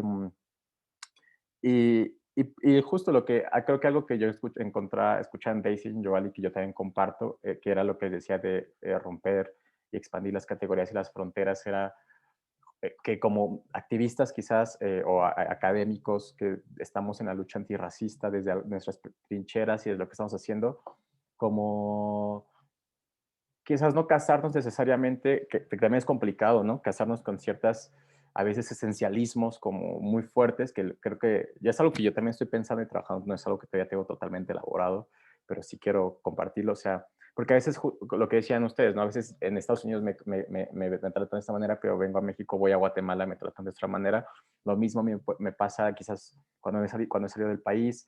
Una cosa es en Ciudad de México, otra cosa cuando voy a Oaxaca, otra cosa cuando voy a mi pueblo en el Estado de México. Entonces, a veces queremos como, o sea, eso demuestra que las identidades también son fluctuantes, ¿no? Y se están moviendo. Todas son identidades de alguna forma racializadas, pero a veces como activistas queremos decir como, no, no, es que yo sí tengo sangre indígena, y es que yo sí tengo no sé qué, yo sí soy. Y nuevamente, creo que esa es más bien una autocrítica para el activismo antirracista, de no dividirnos, sino más bien cómo entender a partir de estas diferencias, sino que, porque si no va a pasar lo que, digamos que ahorita está esta discusión con el feminismo, de no, es que si la mujer no es así, es que y es como, bueno, ¿por qué no entenderlo desde otra perspectiva? Y quizás eso más bien va a fortalecer al movimiento y no más bien a veces como darle ciertos choques que puedan detener la lucha. Y bueno, ya para cerrar, yo comparto totalmente mi crítica que haces a la Academia Yoali. Por eso es que yo también creo que los espacios ese tipo de espacios también tienen que cambiarse y tienen que transformarse. Y como en la experiencia que yo tuve en la carrera y en la que también quise tener después en alguna maestría, en algún doctorado, es que, sobre todo en sociología y antropología, porque ahorita también estamos compartiendo entre colegas de las ciencias sociales, ¿no? Existe muchísimo este orgullo, ego, como antropólogos o como antropólogos, como sociólogos, como historiadores, de querer estudiar las otredades como si realmente fueran lo salvaje y como que es que no entiendo, es como neta, o sea, yo ahorita que estoy trabajando en organizaciones civiles, desde el activismo de personas que vivimos con VIH, porque también a las personas les encanta entrevistar a las personas que vivimos con VIH, porque somos seguramente los raros, los otros los enfermos, es como de, a ver, la experiencia de vivir con VIH no es como lo estás describiendo en tu tesis necesariamente, no es como lo estás intentando tú desde tu tesis antropológica.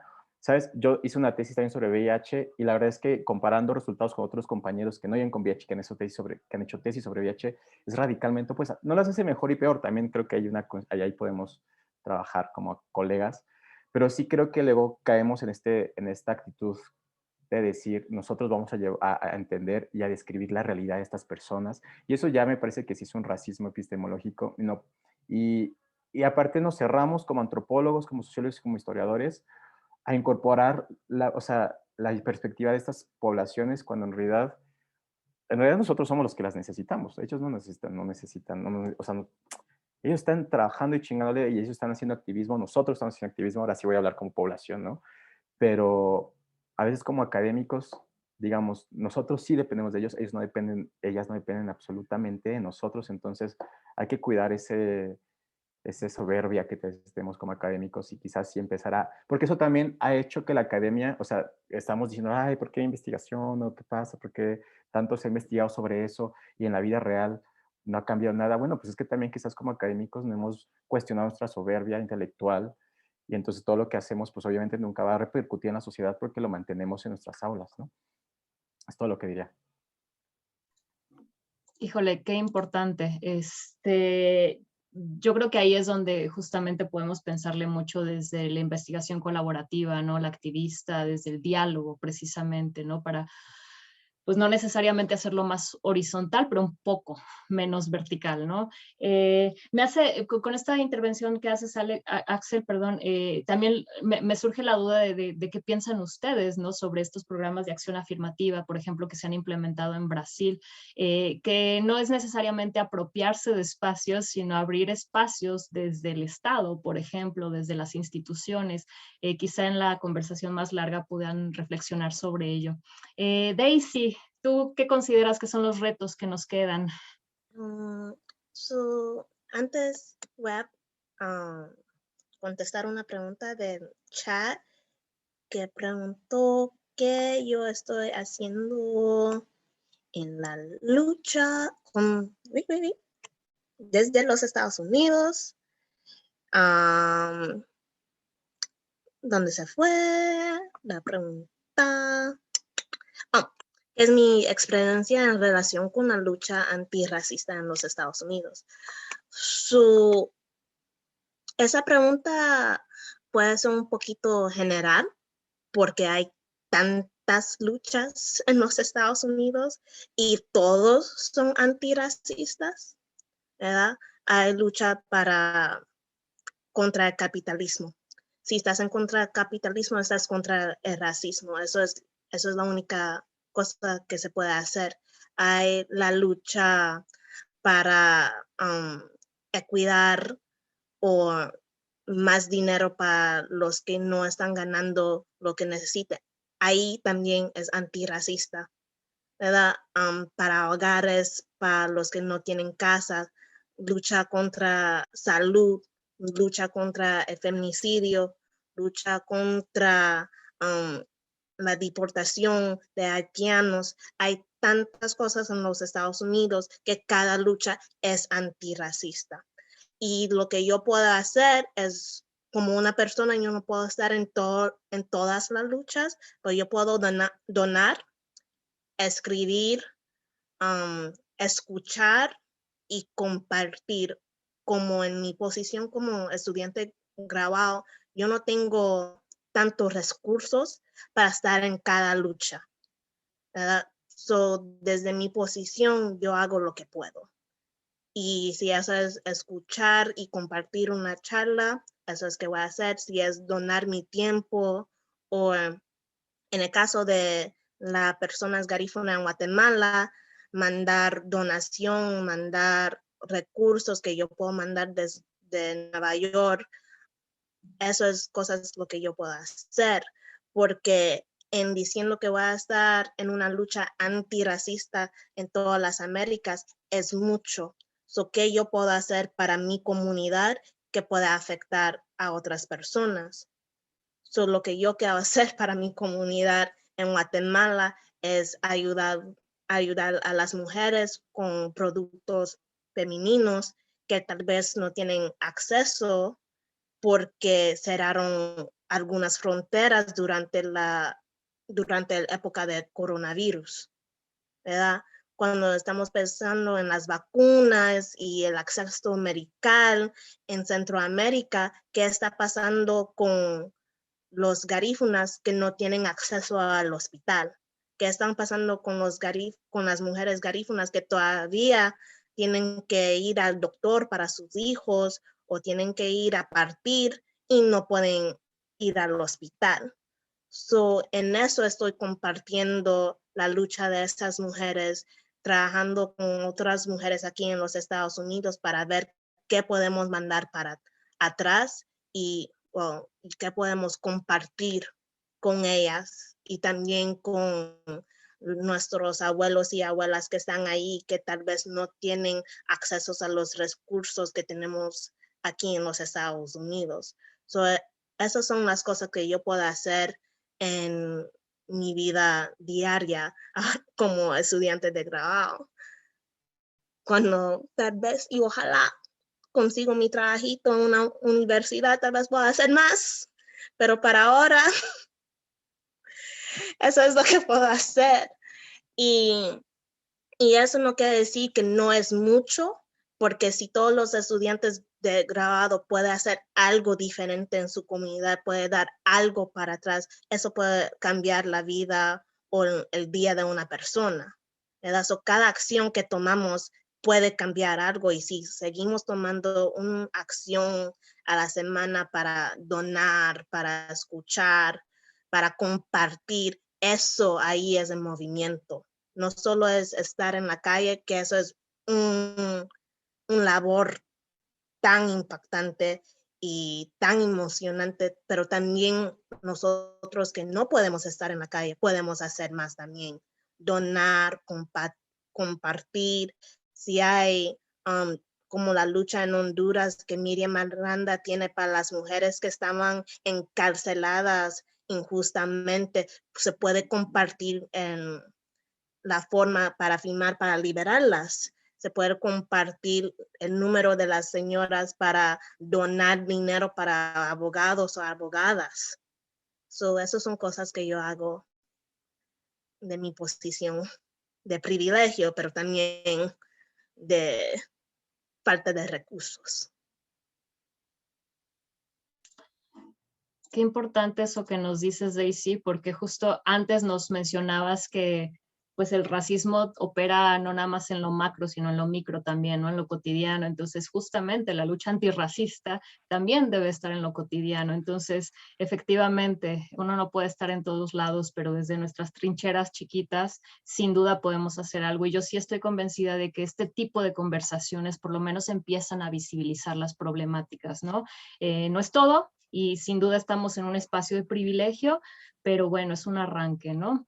Entonces, pues les agradezco muchísimo. Lo que quisiera ahora, todavía tenemos tiempo, tenemos aparentemente bastantes preguntas de Facebook, pero antes de ello quisiera abrir la conversación a nuestras y nuestros colegas de la red que están aquí conectados en Zoom. Entonces, no sé si alguien tuviera alguna pregunta o comentario que hacer a Yoali, a Daisy y a Axel. Coco, adelante. Gracias, Rosy. Muchas gracias a nuestros invitados, invitadas. Y muy buena la plática. Y es que quería tomar esta oportunidad luego, porque Daisy acaba de hablar y la pregunta, la que contestó, fue mi pregunta. Yo la hice, creo que la hice un poquito mal. Mi preocupación era saber, o sea, cómo, o sea, desde tu experiencia en Estados Unidos, ¿cómo ha sido esa lucha antirracista pensando en comunidades negras latinas, caribeñas, africanas, afroestadounidenses? Si hay a veces, no sé, una mancuerna o algunas actividades que hacen juntos, o como Estados Unidos, como es cada uno por su lado, los africanos, porque el racismo afecta a todos, pues a todos los negros de igual forma, que seas tú africano, que seas latina, latino, caribeño, pero eres negro, en Estados Unidos eres negro, ¿no? Pero entonces digamos, interés, mi preocupación era eso, saber cómo se articulan esas luchas de los afrodescendientes o de las diásporas africanas y de los africanos que son migrantes o refugiados en Estados Unidos. En ese sentido, era mi pregunta. Gracias. Bueno, esa es una diferente pregunta. Sí, disculpe si no me expresé bien. A veces lo que pasa en los Estados Unidos es algo que llamamos las guerras de la diáspora, ¿verdad? Porque aunque hay gente negra de Latinoamérica, el evento de Black Lives Matter se convierte en algo que es el problema de esos negros, no es el problema de nosotros. Aunque cuando viene el conflicto con la policía y la política, todos somos negros. No van a preguntar, oh, ¿hablas español? Sos diferente.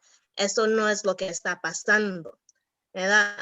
La violencia de la policía nos afecta a todos, y ahora hay una conversación en cómo estamos lidiando y diciendo qué exactamente queremos hacer políticamente, ¿verdad? No solo estamos diciendo que esto es un problema de los Estados Unidos, pues eso es un problema de las Américas. y cómo vamos a cambiar lo que se está diciendo sobre la violencia sistemáticamente contra la población negra que está en los Estados Unidos, pero llega hasta Brasil, ¿verdad? Y cuando cambia los Estados Unidos, cuando los Estados Unidos cambia su política racial, su política de género, eso también afecta a toda Latinoamérica. Porque como tenemos la política construida en Latinoamérica, se puede ir para atrás a qué los Estados Unidos estaban haciendo en esos países, ¿verdad? So, cuando pensamos en Guatemala y la posición de los garífunas y los indígenas en Guatemala, tenemos que empezar en qué los Estados Unidos hizo en Guatemala en los años 50. También qué los Estados Unidos todavía está haciendo en México, en Puerto Rico, en Brasil. La involucración de los Estados Unidos es que tiene que cambiar. Y después, para cambiar los Estados Unidos, eso es otro nivel de guerra intelectual, emocional, que todavía estamos liando.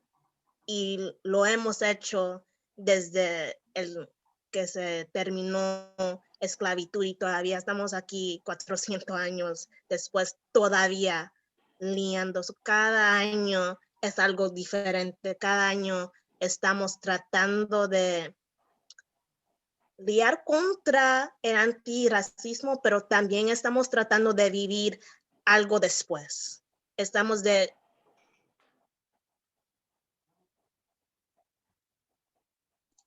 Parece que se está fallando la conexión de Daisy. Uy, sorry. Te nos cortaste un poquito, Daisy. Sí. Oh. Pero nada más lo lo que último. Lo que quería decir es, ya no queremos ese sueño americano que es mitología a este punto. Solo queremos vivir y sobrevivir. Gracias. Muchas gracias, Daisy. Parece que Víctor tenía una pregunta. Sí, ¿qué tal? Buenas tardes. Yo me llevo muchas cosas de esta sesión porque ha sido muy importante toda la información que me han vertido. Me quedan muchas dudas respecto también a lo que uno hace. Y quisiera ser muy puntual en las preguntas para cada uno de ustedes. La primera, en el caso de Yoali, aunque no hablamos de manera profunda sobre lo que estás haciendo en la costa oaxaqueña, donde está precisamente esta geografía racializada de población indígena y afrodescendiente, ¿crees que cambia un poco la metodología para abordar precisamente esa geografía racializada, tanto con población indígena y con población afrodescendiente, y sobre todo pensando en otras geografías donde tienen el mismo problema de extractivismo, ¿no? Entonces, relacionándolo en la zona de Puebla, donde las hidroeléctricas y las mineras están principalmente en zonas indígenas, ¿no? Donde no hay una presencia afroevidente, pero sí está. Entonces, metodológicamente, ¿cuál podrá ser la diferencia o si son los mismos abordajes? En el caso de Axel, preguntarte, Axel, sobre precisamente esta apreciación que hiciste donde académicamente se ha considerado el proceso salud-enfermedad desde una postura del modelo médico hegemónico y el modelo médico subalterno y diferentes vertientes o medicinas alternativas. Y precisamente en este caso, cuando tú haces el señalamiento de que hay una cuestión racial en la salud, efectivamente en personas portadoras de VIH, entonces, ¿cómo tú vas a hacer ese encuentro desde el activismo que tú realizas, precisamente con esta academia que se descontextualiza de este trabajo real que ocurre, hasta inclusive de las propias personas? Entonces, ¿tú cómo verías una solución para esta situación? Y en el caso de Daisy, la pregunta también es concreta. ¿Cómo se vive el propio racismo en Guatemala sobre la población garífuna? Porque precisamente hay un racismo estructural en Guatemala que siempre ha sido presente, sobre todo pues, a la población mayoritaria. Pero en este caso sabemos que la población garífuna en Guatemala es una minoría. Y en este sentido, ¿cómo se presenta ese racismo pues, de población ladina, digámoslo así, de la población indígena, exactamente hacia esta población garífuna? Gracias. Adelante, quien quiera contestar, tal vez en el mismo orden que preguntó Víctor. Yoali. Muchas gracias, Víctor, por tu pregunta. Yo creo que, bueno, para empezar, sí es una geografía racializada porque hay población afroindígena, pero también hay población afroindígena, eso también es importante decirlo, o sea que a veces es parte de la misma categoría. Hay muchas mujeres que se definen como afromixtecas o afrochatinas, por ejemplo. Y yo trabajé específicamente con mujeres. Yo creo que en realidad lo único que podría hacer es que específicamente en el caso de la costa, pues ahí vemos específicamente cómo en el caso de, o sea, en la ideología de mestizaje, de blanqueamiento, cómo opera por una parte la historia, el borramiento de la población afro en la historia de México, y que aquí vemos cómo es una geografía que históricamente ha estado ocupada por población afro y que mucha gente ni siquiera lo sabe.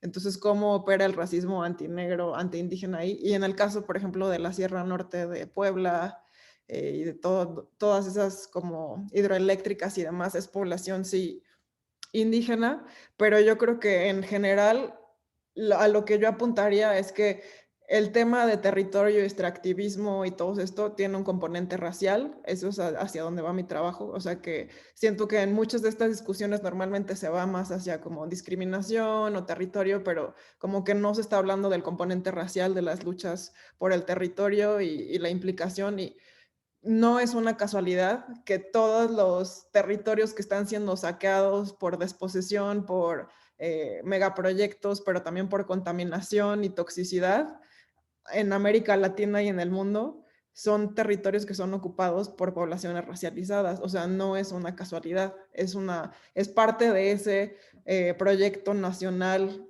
y diría internacional de supremacía blanca y de blanqueamiento y de blanquitud.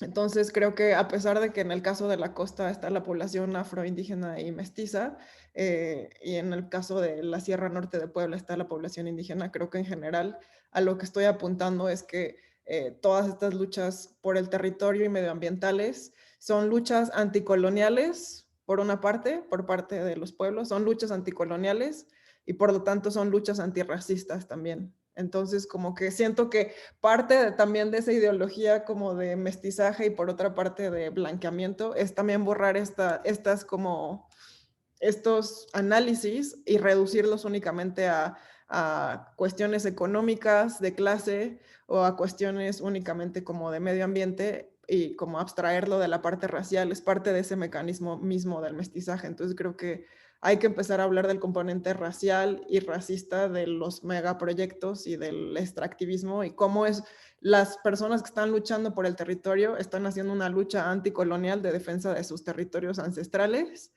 pero también están haciendo una lucha antirracista contra una política de blanqueamiento, no solo de los cuerpos, sino también de los cuerpos no humanos, en este caso los territorios.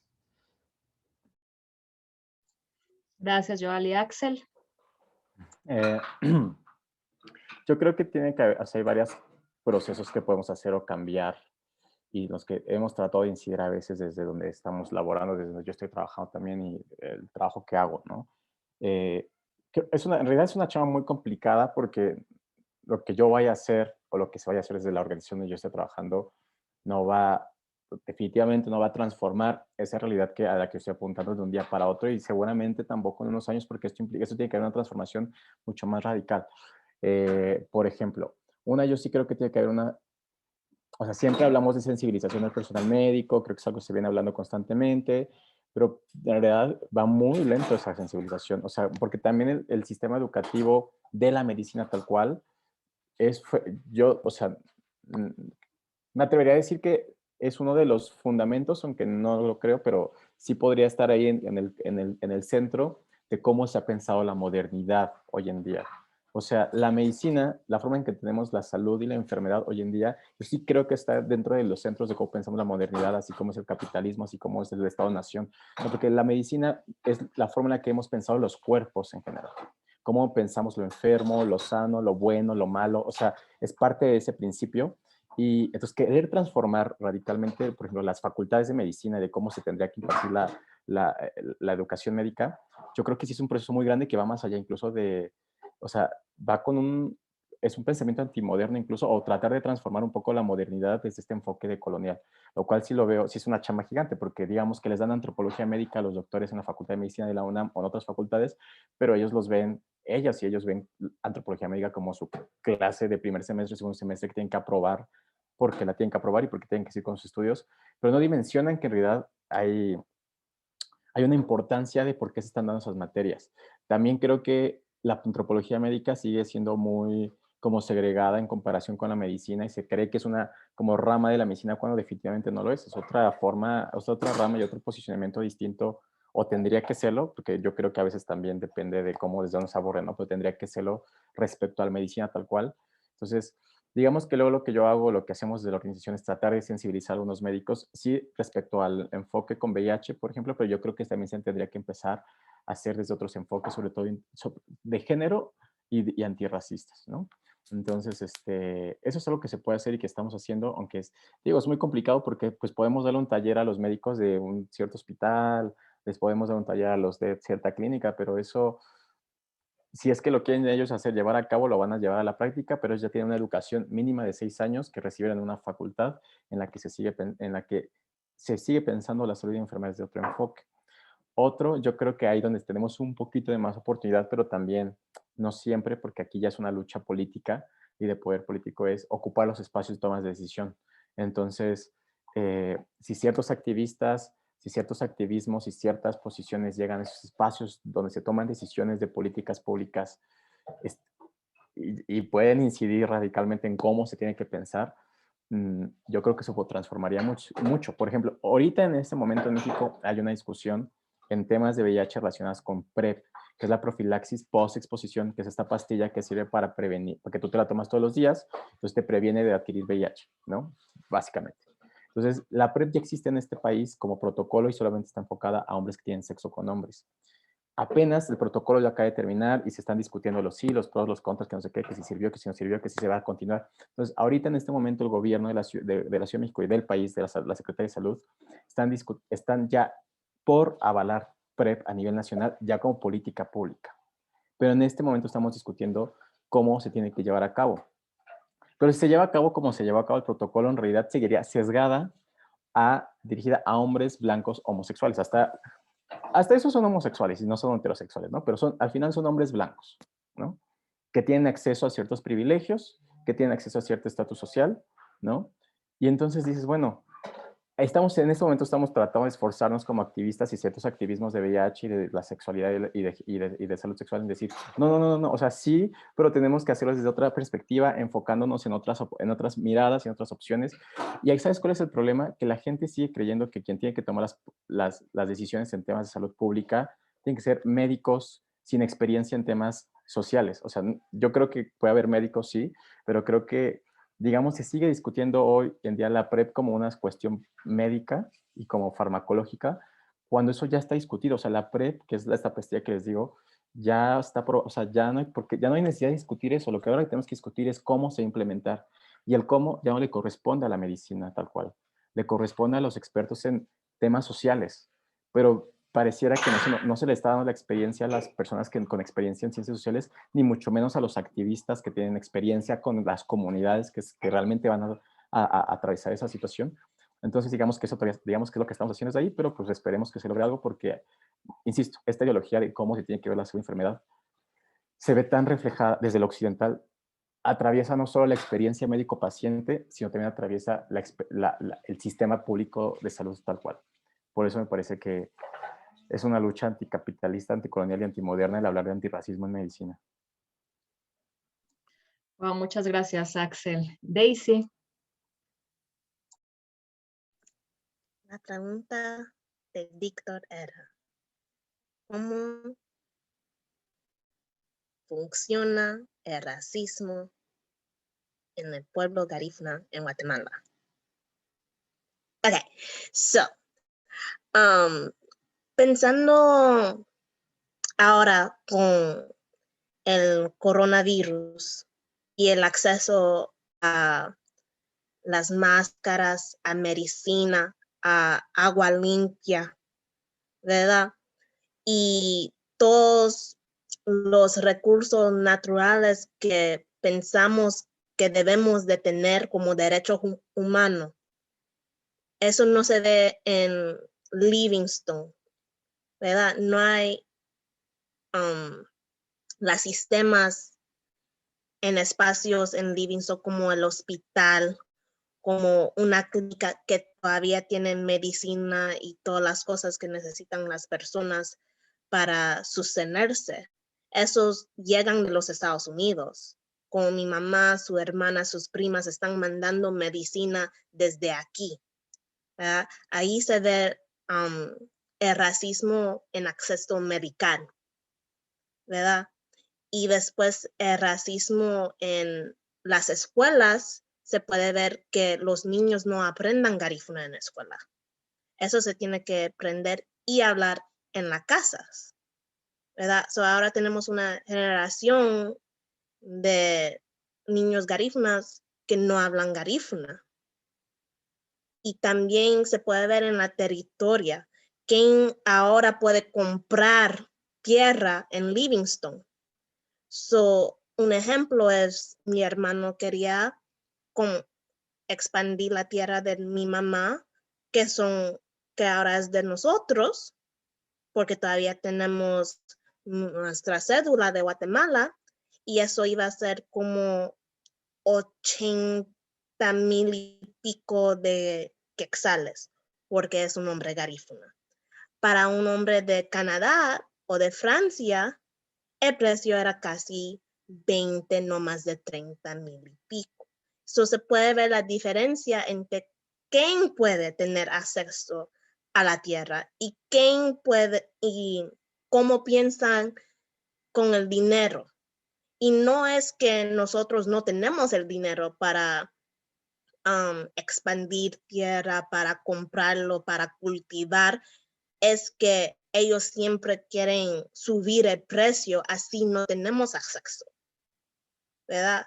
También se puede ver con las tierras que tienen azúcar, las tierras que tienen café, que tienen aceite que tienen coco para hacer aceite de coco. Eso todo se lo vendieron a los empresarios de Canadá. Son los que viven en Livingstone ya no tienen acceso a esa labor para ganar su propio dinero de su propia tierra, porque ya alguien más lo tiene. Y también se puede ver en la costa, en la tierra que cultivaron los garífunas y donde hacen sus procesos ancestrales, ahora son tierra privada, porque ahora son como hoteles o espacios para divertirse para los blancos, porque hasta los garífunas de ahí o que están visitando no podemos entrar, ¿verdad? Y eso se puede ver en cómo se está cambiando Livingstone con precios, pero también cómo se está limitando el acceso a su propia tierra. ¿Qué más? Y eso se puede ver también en los Estados Unidos con no sé cómo decirlo en español, gentrification, ¿verdad? Y estamos perdiendo nuestra comunidad aquí en los Estados Unidos y también en Guatemala, y después de perder, ¿dónde vamos? Y eso es como se puede ver el racismo en mi experiencia y también en mi trabajo, porque si lo tenemos que ir del Bronx y ya los fuimos de Guatemala, ya lo fuimos de Honduras, ya lo fuimos de San Vicente, los garífunas siempre están en este espacio de tener que huir. Nunca estamos ahora esto es de nosotros, podemos cultivar, podemos sobrevivir. Muchas gracias, Daisy. Colegas, habíamos programado esto por 2 horas, estamos casi llegando al límite, pero tenemos todavía un montón de preguntas en Facebook, entonces quisiera proponerles, si no tienen inconveniente, que nos quedemos un poco más de tiempo. Sé que Yoali no puede, entonces veamos si Daisy y Axel puede. Si no, lo que podemos hacer es, bueno, pasarles los comentarios y las preguntas también por correo electrónico. Entonces, Daisy y Axel, ¿estarían dispuestas a...? Yo puedo quedarme hasta las 8. Muy bien. No, son las 8 aquí en Nueva York, ¿qué hora es allá? Las 7. Son 5 más minutos. Ok, sí. Entonces, miren, les pido una disculpa porque nos alargamos un montón. Creo que en el chat del Zoom, Axel, Daisy y Yoali pueden ver todas las preguntas que surgieron en el Facebook. Entonces, a lo mejor lo que podemos hacer para las que se tengan que ir rápido, nuestras ponentes, es si le echan un ojo a las preguntas que están en el chat y a lo mejor pueden hacer algún comentario de cierre. Y una disculpa a las y los colegas que están aquí en la sala, no sé si alguien, en lo que ellos revisan las preguntas, no sé si alguien quisiera intervenir.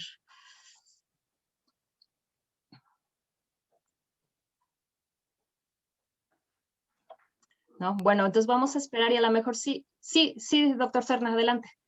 Pues quizá, si nadie más desea intervenir, quisiera pues decir que realmente me ha interesado muchísimo este conversatorio que llena precisamente las expectativas de lo que debe de ser este diálogo cruzado, en donde se ven cómo se están construyendo, por un lado, desde el punto de vista de su teorización, de su conocimiento, las diversidades, cómo se van captando, pero también cómo eso nos obliga a pensar en la necesidad de que ello, en lugar de dividirnos, fraccionarnos, etcétera, nos lleve a construir estrategias de unidad de lo diverso, de buscar siempre ese fin de una unificación de estas diversidades, que es importante conocerlas, reconocerlas y ayudar de manera importante a todo esto que decían que se está perdiendo, ¿no? En todos los testimonios que se presentan, esta destrucción de lo comunitario y la necesidad entonces de construir, de reproducir lo común a partir precisamente de nuestras propias experiencias y a través de esos activismos que son tan importantes, de los que han hablado cada uno de los compañeros y compañeras que participaron.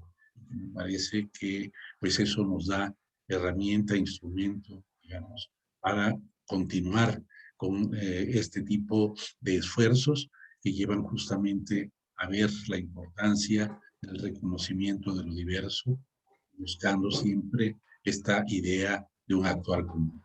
Pues muchas gracias por sus intervenciones. A mí me han causado una enormidad de reflexiones que pues no hay tiempo para decirlas, pero que por supuesto quedan ahí, porque han despertado precisamente de manera muy sugerente toda una serie de formas de reflexionar y de ver en esto que es la lucha desde el universo contra el racismo. Gracias, doctor Serna. Pues a lo mejor sí, sobre todo porque Yoali y Daisy tienen que irse, entonces a lo mejor sí cada una toma la palabra como para hacer algunos comentarios de cierre. Pues adelante, Yoali. Muchas gracias de nuevo por la invitación y por lo que acaba de decir Jesús. Para mí fue un honor compartir aquí con ustedes y aprender y dialogar. El único comentario que veo que era así como más hacia mí era de la Pilcoyame, que hizo como todo un súper buen comentario sobre, o sea, que habla sobre Laurentis y así, ¿no? Como una crítica al feminismo y al sujeto universal como la mujer cuando no toma en cuenta nada, y me gusta mucho este término que ella usa de tecnología de opresión, y creo que en ese sentido, así como ella habla de tecnología de género, también lo podríamos hablar como, por ejemplo, cuáles son las tecnologías de la blanquitud o la blanquedad, ¿no? O sea, pensaría que esta sería una buena pregunta para quedarnos justo para enmarcarlo en el conversatorio de hoy, que además de que están las tecnologías de género y de, o sea, ideologías de sexogenéricas, binarias, coloniales, etcétera, de nuevo lo repito, yo como una persona no binaria, pues lo vivo y lo siento encarnado, estas como categorizaciones coloniales, pero además pienso que deberíamos de interseccionar, relacionarlo con las tecnologías de blanquitud, y creo que las tecnologías de blanquitud en el contexto mexicano pues da para mucho, a partir de la ideología de mestizaje y de la constante negación del racismo, a pesar de que encarnadamente se vive y geográficamente también se vive. Y pues muchas gracias y espero que sigamos en contacto. Muchas gracias, Joali. Estamos encantados todos con tu participación y con que hayas aceptado. Daisy, ¿quieres hacer algunos comentarios de cierre? Gracias por compartir este espacio conmigo y por dejarme hablar un poquito sobre mi investigación. Pienso que esto era una conversación muy productiva y me dio espacio para hablar español otra vez. En años de no tener que hablar mucho en español y aprendiendo ahora garífuna y estando en garífuna español y inglés a la misma vez para hablar consistentmente en un idioma ahora, cuando no tenemos que hablar con la gente, es algo muy especial. Y ojalá podamos hacer esto otra vez. Y les agradezco por sus preguntas. Pienso que yo contesté las preguntas que estaban en el chat de aquí de Zoom, pero no he visto las preguntas de el Facebook. So, si tienen más preguntas, por favor me pueden mandar mensaje y ojalá tengo una respuesta. Muchas gracias, Daisy. De hecho, las preguntas que están aquí en el chat de Zoom son las que hicieron en Facebook, entonces sí leíste todas, afortunadamente. Te agradecemos mucho la participación tuya, ha sido riquísimo. Y bueno, por supuesto, los tres quedan súper invitados a seguir colaborando con la red, ¿no? Y a seguir teniendo diálogo con nosotros. Axel, algunas palabras de cierre. Tú tienes ahí preguntas un poquitín más largas. Muchas gracias también por la invitación a todas las compañeras, pues por haberme escuchado también, a ti y a los compañeros también por estar aquí presentes. Pues algunas de las preguntas que había creo que las fuimos como discutiendo como con la apropiación de la palabra, en este caso chacal, después sobre cómo, por ejemplo, cómo hacer una práctica antirracista dentro del sistema médico, ¿no? O sea, quizás podría abonar más a que sí va a ser un proceso muy complicado porque se implica una cuestión epistemológica e ideológica con un sistema ideológico que aparte está ahí muy metido, ¿no? Pero creo que podemos hacerlo. Y por último, yo diría, hay una pregunta ahí sobre antirretrovirales. Bueno, pues la respondo, aunque en realidad tiene que ver, digamos, no tiene que ver tanto con la lucha antirracista. A mí me parece que lo que está sucediendo con la entrega, ¿qué pasa con el mercado subterráneo? O sea, creo que se está haciendo como una forma de poder resolver las necesidades que un sistema no está resolviendo. Entonces, definitivamente lo que se está logrando con este movimiento de antirretrovirales, que no necesariamente se hace desde lo ilegal, sino también a veces se hace desde el apoyo a otras organizaciones de la sociedad civil, se ha logrado y se ha hecho precisamente para poder cubrir estos vacíos que nos están haciendo desde la institución. Y creo que es un claro ejemplo en este caso la lucha del VIH, de cómo si no se hace desde la manera colectiva, desde los que estamos padeciendo los problemas, no se va a poder nunca derrumbar esto, ¿no? O sea, creo que es una experiencia que podemos aprender, pero que también nosotros como activistas de VIH hemos aprendido de otras luchas como el movimiento feminista, como el movimiento antirracista, tanto en México como en otros países, o sea, lo que al final sigue demostrando es que cualquier cambio se va a hacer solo desde abajo y desde lo colectivo. Esa, pues no hay de otra, ¿no? Y ya, pues en realidad muchas gracias por haberme invitado. Yo la verdad me llevo muchísimas preguntas. Me quedo incluso como pensando y cuestionando lo que yo mismo he dicho porque me ha servido esta experiencia para seguir reflexionando con ahí cositas que yo dejé con la tesis. O sea, cuando yo terminé la tesis de licenciatura, pues la terminé, pero siempre quedan cosas que dices, esto se podría quizás hacer mi proyecto de maestría y mi proyecto de no sé qué. Entonces la verdad es que me quedo pensando con muchas cosas y sí me gustaría poder trabajarlas en un futuro próximo en algún proyecto de investigación. porque me parece que hace falta, ¿no? O sea, porque me parece que también hace falta seguir. Ahora sí, creo que también hace falta ser academia antirracista, no solo desde los que están dentro de la academia, sino también desde la propia investigación. O sea, hace falta más investigación que demuestre estas cosas, ¿no? O sea, por ejemplo, les decía, en temas de VIH no hay hasta ahorita una investigación sólida en México que demuestre cómo se cruza el racismo con el tema del VIH. Entonces, pues creo que hay áreas de oportunidad que podemos hacerlas y que no necesitas ser una persona racializada para hacerlos. Le digo, esa discusión la podemos tener en otros momentos de qué tan, eso ya es más como de colegas, me parece, ¿no? Pero sí creo que más allá de ser racializado o no, creo que investigaciones como estas hacen falta y espacios como estos, y por eso qué padre que me invitaron y que me permitieron compartir mi opinión con ustedes. Axel, muchísimas gracias. Pues antes de que cerremos, ¿alguien más tiene algún comentario final antes de que despidamos a les colegues?